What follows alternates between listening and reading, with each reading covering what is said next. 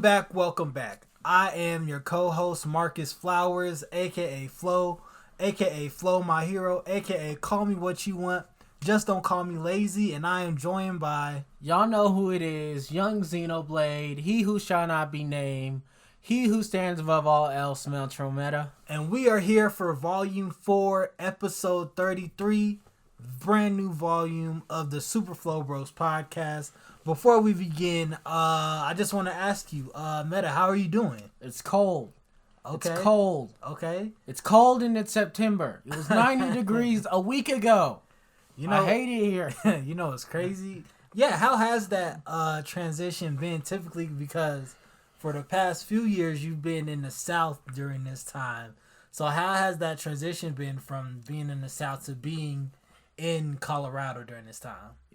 It was fine until 2 days ago when it started snowing. Well, most of the time it's like humid down there, and so you just get down there and it's like so hot, you're sweating just immediately. You got like 5 outfits on deck. My North Carolina people know what I'm talking about. Okay, all right. So we're gonna jump right into the snow, but other than being cold, how you feeling? Fine. How was your Labor Day? What'd you do? I slept in. Okay. That's it?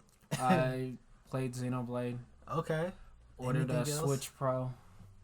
Hasn't come in yet. You ordered a Switch Pro? No, a Switch Pro controller. Oh, okay. All right. I actually risked my life for COVID. I went on a plane. Your fault. This time, there was no person who wasn't wearing a mask. Everybody was complying. Still your fault. So it was all on the plane, vibing with mask on. Still your fault. To the South and back here.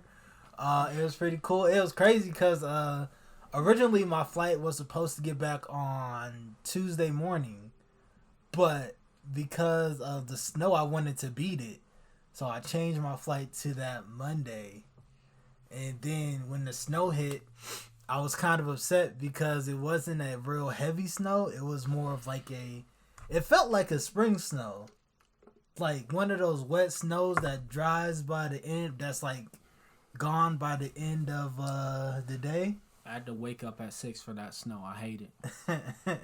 Well, get used to it, buddy. But actually speaking of the snow, click on that link. If you do not know, there was this crazy graphic right before the snow hit. I don't know if you saw it, Morgan, but Colorado, we're located in Denver, Colorado, and it talked about the different parts of the state. So on the west side and the east side of the state, it was all red for the wildfires. And then the center of the state, from north to south, was all blue for the snow. And we got, how would you say we got about like 2 inches? I don't think we got inches. Like it didn't stay anywhere. Yep. So the September snow is a blessing for Colorado fire crews, but the wildfire threat, scroll down, isn't over. Your hand is right. So An early blast of winter killed countless home gardens and closed some mountain roads, but it's also been what fire officials called a blessing for crews battling 2 wildfires on the western slope. With the help of a wall of rain and snow that began in the wee hours of Tuesday, the Pine Gulch fire near Grand Junction is now 95% contained at 139,007 acres. I said that wrong. It's the largest wildfire in state history. A few hours east, the Grizzly Creek fire just outside Glenwood Springs is at 91% containment. After burning 32,400 acres in about a month, it started August 10th and became the highest priority wildfire in the country. Forcing the closure of Interstate I-70 for 2 weeks. That's mad crazy. That is so. Let us ponder upon the fact that 2020 has yet to miss. Imagine a fire being going on for so long. It just went for a month. Have you seen the pictures coming out of California? Yeah, no, it's where like it looks like that. My favorite tweet was like, California looks like all the polluted, dirty areas that we try to portray in movies. No, it really does. If you think about it, if you think about like Breaking Bad. Not even because Breaking Bad happens in the United States. Have you seen their Mexico parts? It looks like they put an orange filter over it and said, "Yep." Well, that's Mexican poverty. That's exactly what California is looking like. And even Denver, it looked like we had a cloud filter over the sun where we couldn't see anything. Crazy. And just the air, people were talking about the air quality was just so bad that they couldn't breathe. And just me, myself personally, I was like, y'all could take it. I don't, I get it. Air quality is just not supposed to be bad. You can't breathe it. And some people were like, oh man, I was coughing. And I was like, why don't you go inside? Like it's not that hard. I mean, it was strange for me to walk outside, and at first I was like, "Oh, is it snowing?" But the snow wasn't staying. I tried to look at it, and then I went to my car, and there's just ash all over my car, and I'm like, "Oh, there's ash on my car, and the sun is red." Is anyone ever going to mention the fact that California being covered in orange is the biggest red sign I've ever seen in my life when our president is literally the orange tangerine? Like, does God need to send us even more of an overt warning that things need to change? Like, well, it's crazy because it's been just really like crazy to watch how like this is unfold. Have you heard about the Trump tapes? Oh yeah, where he was basically like, "Yo, I didn't want to tell the people about it because I didn't want to cause a panic." But then the worst thing about those tapes is he knows what's going on. What's worse about those tapes is that the journalist sat on these tapes to sell his book. That's what's worse about it. He was like, "Nah, I'm gonna wait right until election." He had these since June. You know how many deaths? February. Oh, that's right. The tape was taken before my birthday. Oh yeah, February. It was like February 7th. So he he literally had these tapes for more than a year and was like, you know what? It's cool. 10,000 people die. Nah, I'm gonna wait. 20,000. Nah, I'm chilling. 50,000. Nah. 100,000. Possibly. 150,000. I. You know what's crazy? Election time. All right, boom. Here are the tapes. Here they go. Right here. I got books to sell. Buy my book. I don't care about y'all. This is what's more important. The sales of my book. But you know what's crazy? Even if he did drop them in like March, do you think anything would have changed? I don't. I think one of the things that I like absolutely hate about the United States government right now is that everybody is so partisan. Like, I get how like Democrats and Republicans or independent all have their own set of ideologies and morals and beliefs, but when you can't democracy is supposed to be a compromise of everybody's ideas and everybody's morals, and when you can't do that, when you're so bipartisan that you're literally willing to let people die, that makes absolutely no sense to me. Hey man, this is America.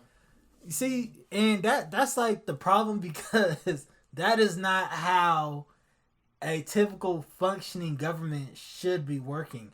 And I was thinking about this the other day. Do you think that with COVID and with us not really being able to start up our economy again, and kids having to suffer from virtual learning, do you think that this is how America loses its footing as the leader of the free world?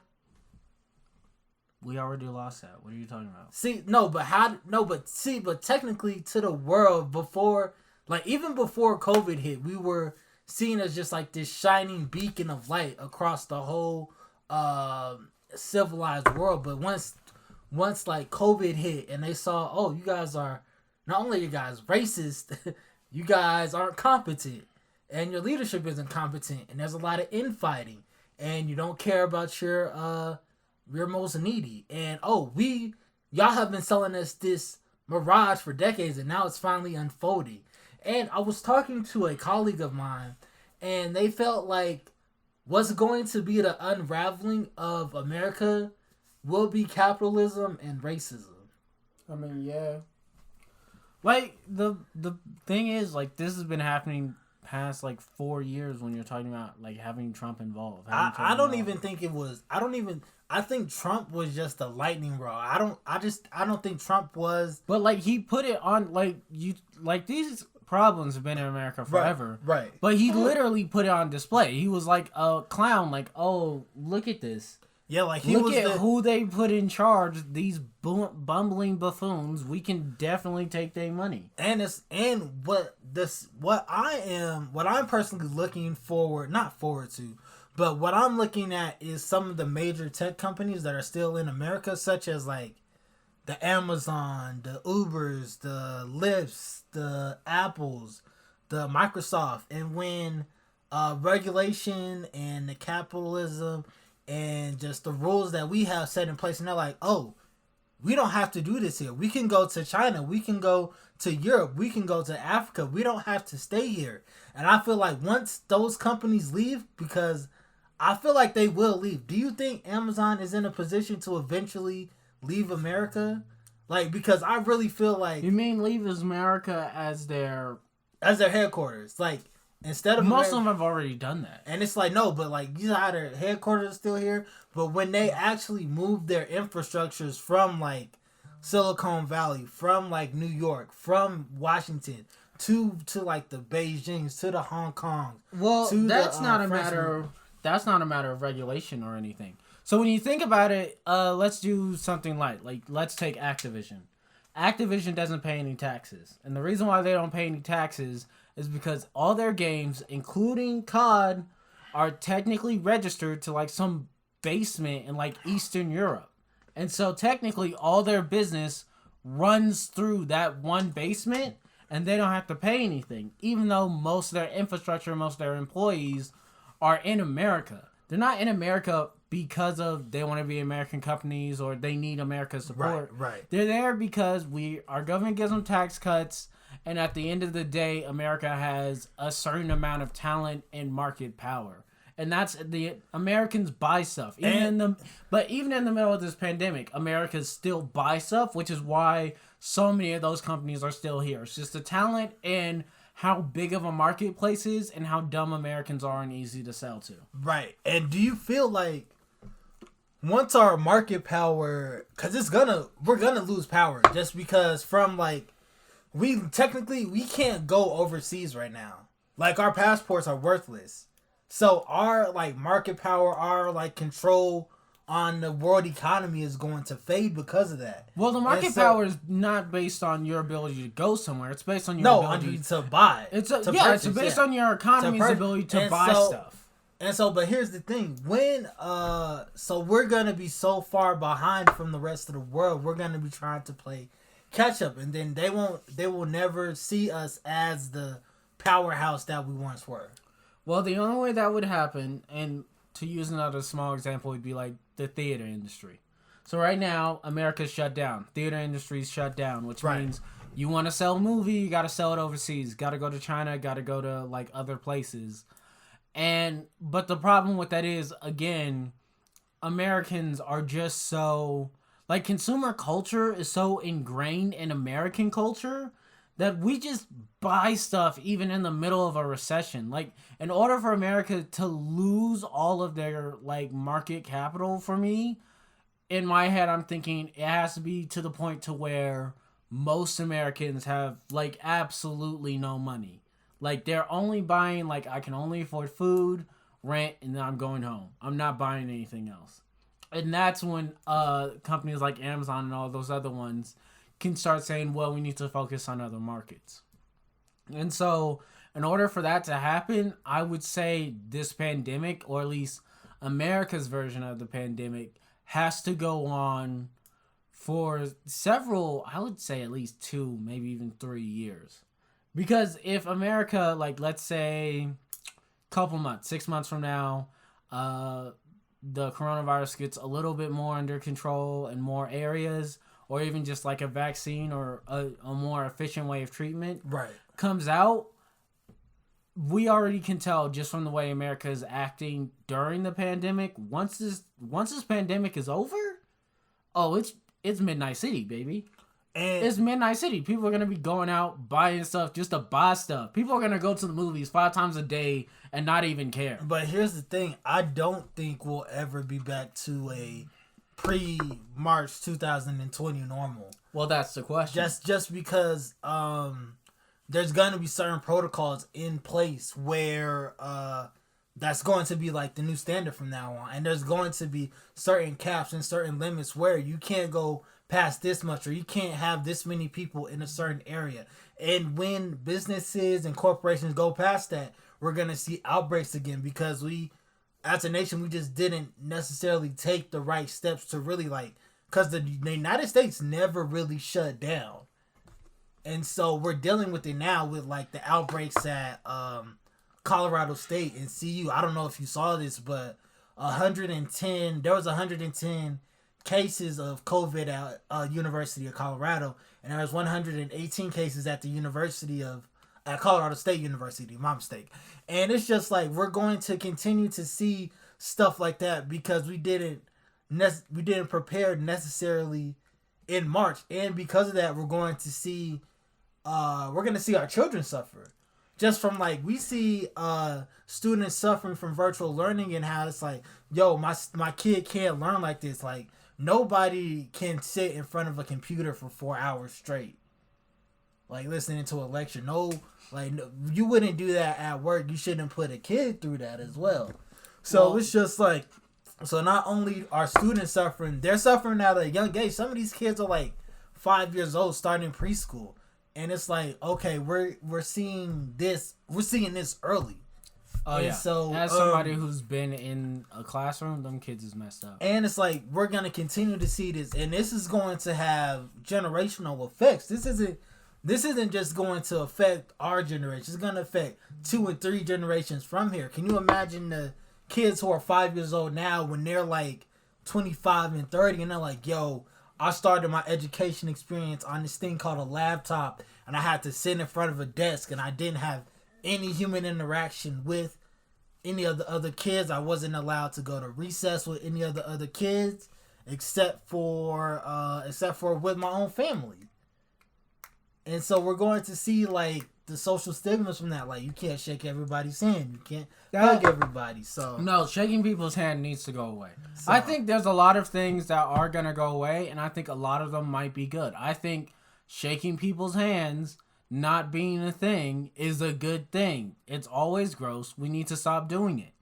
I feel like that is generational proof. I definitely feel like having less people in the store, also a very nice thing, Less people in the movie theaters, it might be bad for the movie theaters, but I think it's going to force movies to have to be more just interesting. Right. Just to get people out there and just wanting to actually go to the movies. Right. So I definitely feel again, going into that, will things ever go back to normal?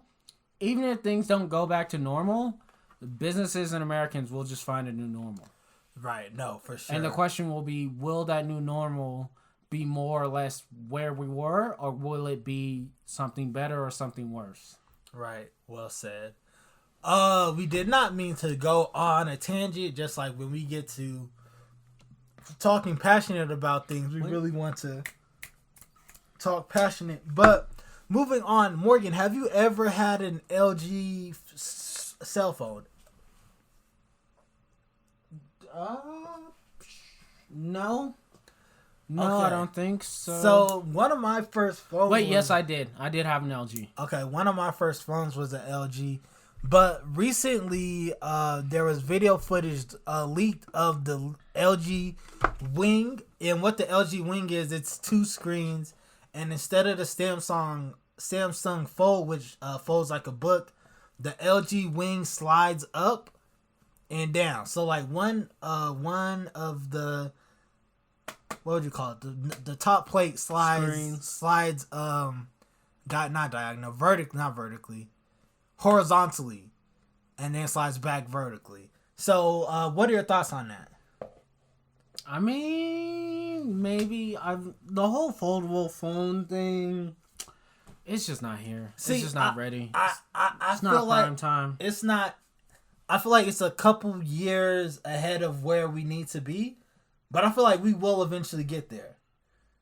Like we're not gonna, because if you could imagine in like 2008 when you're like, my iPod in my phone, that doesn't even make sense. Why would I do that?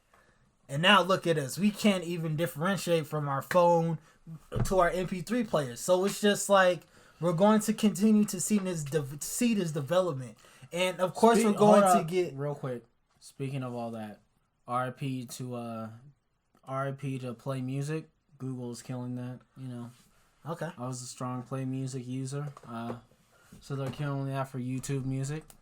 All right. Anyway, so yeah, we are.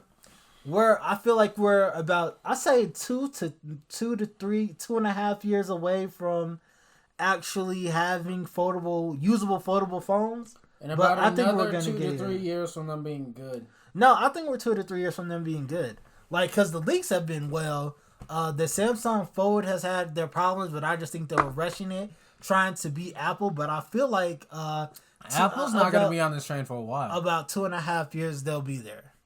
Apple's not going to be on this train for everybody, a while. just how I feel like phone companies are going to be there. Everybody knows how slow Apple is. Apple will get it 10 years after Android. But, okay, next up, you were talking about how you finished the 7 Deadly Sins, the anime on Netflix. How was that? Season 4? You finished season 4. How was that? So do you know anything about 7 Deadly Sins? No, I do not. So it's a shonen, and the best way I've explained 7 Deadly Sins is they decided to make a shonen where everybody was OP, and not like Black Clover OP where they just have like OP powers. I mean, like, this is like Dragon Ball Z level. Like, they're in season Dragon Ball Z in the first episode. And so they went to season 4. This was sort of a non-event season. Like, it was sort of a setup season. Like, if you followed 7 Deadly Sins for any amount of time, they always have this massive battle at the end. But at this point, they were trying to set things up. And I know there were some conversations about, like, the animation just because it's Switch Studios. It was fine for me, but I didn't read the manga, so I don't care. Overall, I gotta say I liked it. I really like King and Deanna's story. They're always my favorite characters. Interested to see what happens next with, like, the goddesses being in the picture. And, just finding out more about, what's his name? Not Growther. I'm tired of Growther. The Lion Sin of Envy. Just because he's... Not the Lion Sin of Envy. Lion Sin of Pride. He's my favorite. I love that guy. He looks down on everybody. It's amazing. It's the greatest thing. It's great when he's talking to everybody. So I'm interested to see what happens in season 5, hopefully. This is arguably... Well, not arguably. I mean, Carol and Tuesday's still on there. It's one of the best animes, honestly, on Netflix. Really doesn't get the credit it deserves for being on that platform. And especially now with, like, the anime platforms, like, today, Funimation announced that they're getting Viz content, so they're getting, like, shonens, which is cutting into Crunchyroll's bag. And on top of that, you have just Netflix already having an amazing level of animation. So, like, especially considering that, like, we just lost that site that I won't name on here so we don't get caught. But, like, we just lost that site where people used to watch anime. Just the level of, like, premium streaming services that have good anime content is just amazing for us. Right. Well, good review on that. Would you recommend the 7 Deadly Sins? I'd recommend 7 Deadly Sins if you like shonen and can deal with ecchi. All right, cool. Next up, so I see you are sipping on a certain company's cup. We won't say the company, but name dropping. there is a new collaboration. So Travis Scott, Mr. Astro World himself, has his own merchandise collaboration with the juggernaut of real estate, McDonald's. And if you didn't know, Travis Scott, he even has his own meal, and I haven't had it, but it just looks like a double bacon cheeseburger meal. You know what this reminds me of? It reminds me of a more ambitious version of what Carly D'Amelio did with Dunkin' Donuts. You see, one of the crazy, if you click on that, you can see the merch. Just the merch of it, and the prices are kind of absurd to me, just because. But it's like a drop. It's like it's basically just like a Supreme drop. Yeah, but what really just comes off just like it is insensitive. It's the prices of McDonald's merch with Travis Scott, because not only are we in a pandemic, not only are we in a recession, you want us to spend $60 to $120 on a t-shirt. You want us to spend $60 on a hat.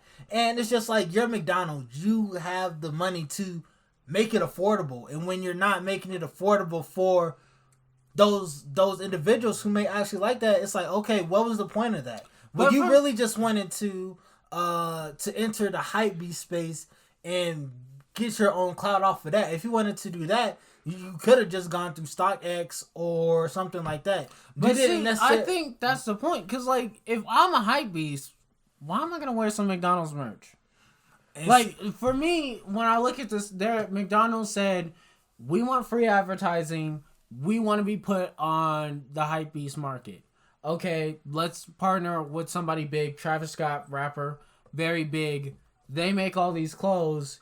You want to put it in line in the hypebeast market. It doesn't make sense if you drop it at like $20-$15. That's not hypebeast market. See, you could have dropped that at Target. Okay, but here's the thing. Let's say you have a 12-year-old, a middle schooler who's just back in school, who sees the drop and it's like, yo, I really want the Travis Scott merch. And he goes to his parents. He's like, yo, mom, dad, or whoever guardian, can y'all pass me $120 for the merch? Like, that sounds nuts. Can you pass me $120 for a t-shirt? Like, that doesn't sound crazy to us because we're older. But $120 from a 12-year-old for a t-shirt? Like, that makes no sense. But see, the thing is, it's just, this is like, McDonald's doesn't want the money from this. They want the advertising from this. Which means you drop it like a hype beast and then you just keep it moving. Like, they're not going to... Like, this isn't for kids. It's for, like, teenagers. It's for the kids who are, like, watching the market and buying Jordans at $120. Well, we will see. We'll see how the drop happens. Click on the next link. All right. Oh, okay. So basically, Tory Lanez said that he apologizes to Meg Thee Stallion. He said he was drunk, and that's why he shot her. Morgan, I do not know about you, but I have been inebriated a bunch of times, and never in any of those times was I like, let me shoot this girl in the foot. But here's the other thing. You don't have a gun. See, I feel like I'm putting my business out there, but no comment. See, here's my thing. Is like, you're drunk and you have a gun. And even if you didn't mean to do it on purpose, if you're drunk, you shouldn't have a gun. Right. Because this is what happens. It's like, I could definitely see a situation where he's hanging out in the car. You got Meg. You just left a Kardashian party. You got your strap on you. You drunk. You're like, let me show off. You take out your gun. You slip. Oh, 2 bullets come out. Which is why you shouldn't have a gun when you're drunk. That's just the end of it. Okay? We've watched enough redneck TV to know these things. It's not even a matter of this is just something opponent. It's just a matter of you're just being dumb. That's the difference. It's like, it's not even, for me, this isn't even like a disrespect of black women. It's just, oh, you're just dumb. You were dumb and did something dumb and you definitely shouldn't have done it. Right. And it's just like, you can't blame alcohol for this. Like, you can't, because this is in my opinion, this is only my opinion. I feel like alcohol and inebriation, it just it expands the qualities that are already inside of you. So that's if you shot her for sure when you were drunk, you would have shot her when you were sober. You just thought about it, and just that hesitation when you were sober just went away. But see, I didn't read the story, but for me, when he says he shot her, in my head, I'm imagining he tried to take out his gun to like show it off. And see, no, they were in an argument. I don't know. I don't care. So, but when you're in an argument with somebody, and like, let's say you're in an argument with somebody sober, and you're like, yo, you know what? I'm tripping. I need to check myself. When you're arguing drunk, that hesitation is not gonna be there. So whatever qualities you have when you're sober is gonna be exemplified when you're drunk. So it's just like, okay, let me do this, this, and this, because this is what I really want to do to her, that's what he did. I don't know much about Tory Lanez. Where are you from? He's from Canada. He's from Canada? Oh, that's gun country. No, it's not. He's from the city. But yeah, so it's once Canada. Again, it's half a city. But once again, prayers out to Meg Thee Stallion. She fine by now. She got all that wild money. She is killing it. But yeah. Next up, Jaden Smith semi-album review. So this is on you, cause I didn't listen to it. I like him. You mentioned I like him as an artist. Okay. Just in general, I liked what was this last one? Sire, whatever that one was. Yeah, that's pretty good. That was good. I definitely like the intro, the Pink intro. I listened to that so many times, so I thought I'd check out this one. It's a bit slower. I do like his vibe though. He has this weird like what's his vibe? Like he has this like weird like Cravel rich kid like hood punk vibe thing going on. It's not a rich kid hood punk guy. So try to elaborate on that. Like when you listen to like a Jaden Smith song, he's like singing about like romance and stuff, and he's like he always name dropping like Paris and all these different places and just talking about like his problems, but he always seems to have like more of a, not to say like he's portraying like he was from the hood, because everybody knows he wasn't, but just like he has a bit of an edge, sort of like I would say like a tainted hood. You can be from affluent neighborhoods and still I don't want to call it hood, but you can be from affluent neighborhoods and still have it, like you said, an edge to you. I mean, but I don't think Jaden has an edge to him. I just think he's able to like encapsulate an edge. Right. Not so much like it. To me, it feels like more like an empathy type of thing. Like he understands so much about just the black community. He's able to embody like that edge that a lot of rappers have. Right. And he's actually a pretty good rapper. Yeah, I don't take anything from him. He is actually a better rapper than the rapper we're about to talk about. Yeah, he's a pretty good rap. I honestly wish he was, just from the level of like what he's doing with, because he reminds me not like rapping wise, but like musically wise, like Travis Scott, like from that Astro World album, like just the way he blends together so many different songs. He reminds me a lot of like that. And honestly, I wouldn't mind him being bigger in the industry, just for the fact that I would like to see him either on more collaborations or just more people collaborating on his albums. Right. No, for sure. I feel like he'll get there eventually, but I feel like he also wants to cultivate his own sound. He's cultivating his, like, right by now, I feel like he's cultivated his sound, and he's had artists on there. I would just like to, and I don't know if he, like, is more like J. Cole, where he doesn't like as many other people on his albums. Because he has people on there, just not often. But I would just, especially like for more mainstream rappers, I'd love to see what type of music they would make with him. Right. But next up, from one good rapper to one terrible rapper, Big Sean, the anti-vaxxer. So I finally got a chance to listen to Detroit 2.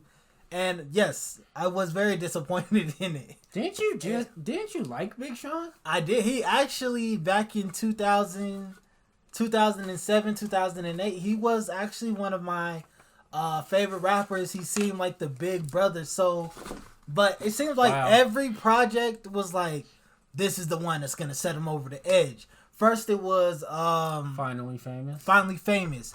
Then it was Hall of Fame. And then Detroit kind of set the tone. And then after that was like I Decided, and then Dark Sky Paradise, and then the Metro Boomin in his collaboration. And it's like, you know, I always felt like he was mainstream. Like he is mainstream, but it's just like he hasn't been able to jump up into that hierarchy with the Drakes, with the Kendricks, with the Coles. It's like I don't even want to say he's right there because he's not right there. In fact, I feel like he is 2 or 3 tiers down. Like if anything, he's closer. I can't even say that, but it's just like. But for me, he like charismatically, he should be there because his peers are all on their own type of wave. Like he should be there, but I just feel like he hasn't made that leap. And at this point in his career, it's like, okay, you're never gonna make that leap. So why should I? I always felt like he was focusing on the wrong things. Like my favorite Big Sean songs aren't the ones that are like good Big Sean songs. So here's the thing when you talk about focusing on good Big Sean songs. Listen to Detroit 2. No. You can't name a good song on there. I haven't. The only good song on there, in my opinion, was Deep Reverence featuring Nipsey Hussle. And that was the only good one. And to me, the only reason why it was good was because of Nipsey Hussle. But when you take Big Sean, who's doing features with Eminem and Dom Kennedy in 2020, it's like, what are you doing? Why? It felt like this album was jumbled together and it had no purpose, it had no focus, and it really was like, okay, why? It felt like he was wasting my time from the anti-vaccine to him. Okay, this is where I actually cut off the album when he said, when I was 19, the doctor said I had a heart disease. And my mother gave me magnesium. And I went back to the doctor. And they said, oh, where did the heart disease go? And he said, I don't even do the flu shot. I don't want to be like Eazy-E. And that's when I cut it off. I said, okay, so not only are you just lying to us, because I don't care what nobody says. If you have a heart disease, magnesium is not going to cure it. Second of all, we are literally in a pandemic because of a virus. And you're telling people not to get their flu shots right before flu season. Like, you are a madman. Like, you are perpetuating death on people. You have too big of a platform. You have too large of a voice to say, you know what? Don't get flu shots. They're going to Eazy-E you. And it's like, fam, you are too old for this. How actually... Look up how old Big Sean is. I'm going to look it up. Isn't he like your age? No, he's older than me. Big Sean is 32 years old. Please do not tell me that magnesium and energy is the way you do not catch the flu. It doesn't work like that. I'm sorry, bruh. I give Detroit 2 a F. No, I give it a D. I like some of the features. I like that Detroit freestyle joint. I give it a D. I don't know what's next for Big Sean. I hope anything but rapping. Like I would love Big Sean in anywhere. He could be a well, I don't even want to say motivational speaker because this man is anti-vaxxer. I don't want him anywhere near a microphone. So, Big Sean, well wishes to you, but I don't know. Maybe you just need to write or choreograph or just hang out. You already got the girl. Just hang out with Jeanette for the rest of your life. Choreograph? Like a dancer? I don't know. He can't dance. Maybe he can. I don't know. But just anything. Be a manager. Anything other. I wouldn't want Big Sean managing anything other than rapping. That's all I ask. But next up. Oh. Meeting in my COVID room featuring Daniel House. Daniel House is a benchman of the Houston Rockets. The Lakers actually beat them today, so I believe the Houston Rockets are out of the playoffs. That's mad crazy. But Daniel House was suspended by the NBA because he allegedly tried to sneak in a COVID tester into his hotel room. And Tyson Chandler was there and was vouching for him. And there was another name too, but we do not necessarily know that. But one thing I will say is that, Morgan, you've gotten a COVID test. I've got multiple COVID tests. Here's the thing. If a person sticks a swab up in my brain and then pulls it out, I am not going to say, hey, want to link up later? I like your vibes. I like your energy. Yeah, I know you swab my nose to the sky, but it's cool. Let's rock out together. That makes no sense to me. But I think there is a deeper, darker criminal link to that. And that's it. And finally, so we started this off with fires on both sides of our state, snow in the middle. We're in a pandemic. And the sports teams are in bubbles. Rockies are losing. Cuties launched on Netflix. People mad about that. 2020 is crazy. 2020 doesn't stop. In the wildest moment of 2020, wow. Will Smith is back in the good graces of the dark-skinned Aunt Viv. If you do not know this, we are recording this on September 10th. Today is the 20th. Wait, was it 20? 30th. Yes, that sounds more accurate because I was alive. So, I was alive then. This is the 30th anniversary of The Fresh Prince.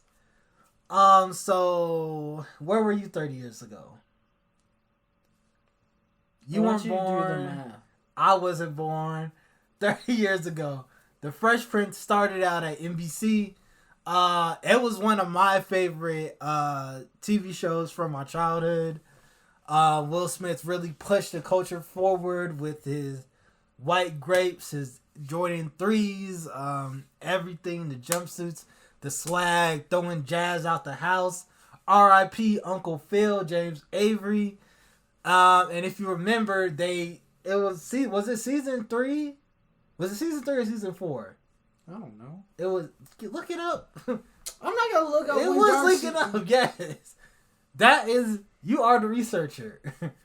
Look up. I think it was season 3 when they switched out dark-skinned Aunt Viv to light-skinned Aunt Viv. And with that, they all celebrated. And season 3. Oh, so I was after right. season 3. Oh, so season 4. So, I will say that Will Smith, if you guys follow him on Instagram, which I actually hope you do. He's actually pretty positive out there. He is the most interesting follow that I have ever. Like, out of all the social media accounts from, like, MySpace all the way till now, Will Smith is actually the most influential person I have ever seen. But he posted a photo of him in the original cast, and it was with light-skinned Aunt Viv. And he posted a separate photo of him laughing with dark-skinned Aunt Viv.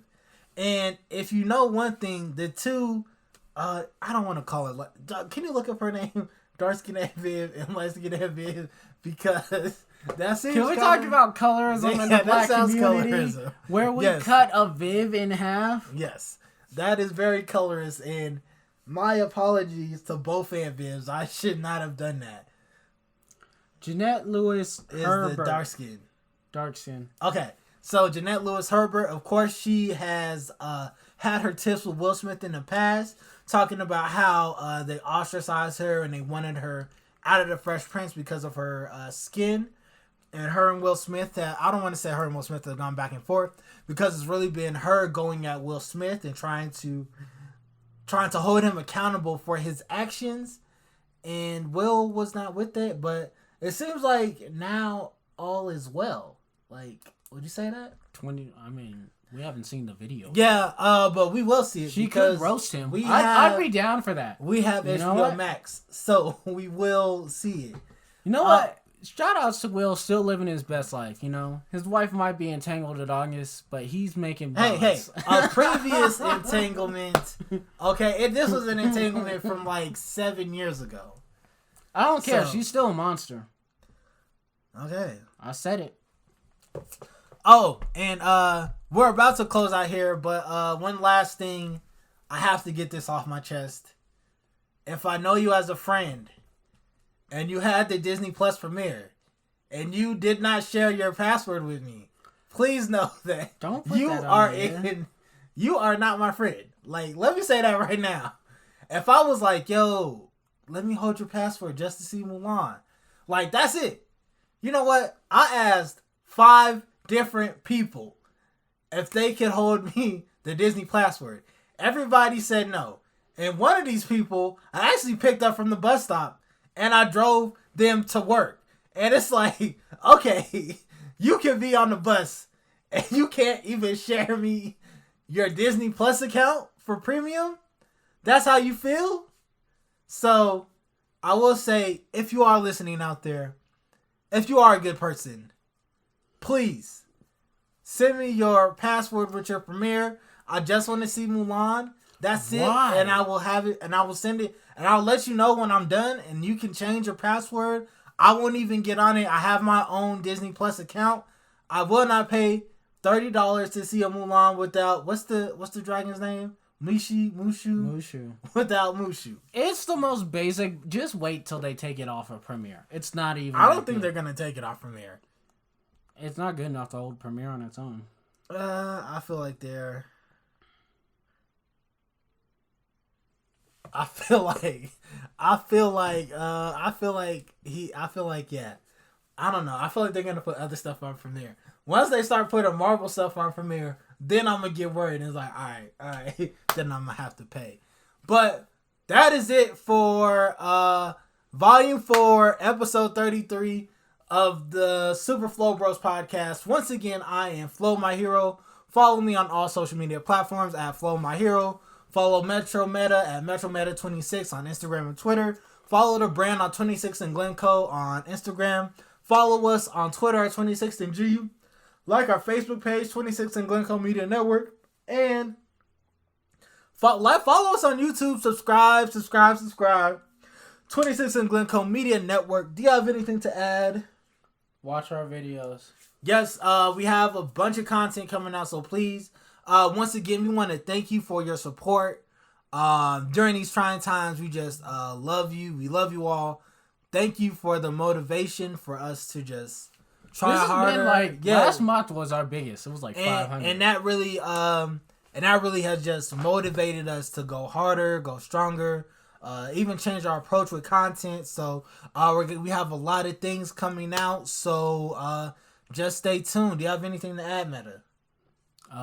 Dozens of Amazon basic products have been flagged as fire hazardous. So watch out. Oh, and I will say watch The Boys, watch The Boys. Have you seen The Boys? I'm not watching The Boys. The Boys is a good show. I'm not watching The Boys. It is so crazy, but it is wild. So watch The Boys. But once again, thank you for listening, and until next time, peace. All right, everybody. Y'all know who it is, Metro Meta and At One Marcus Flowers.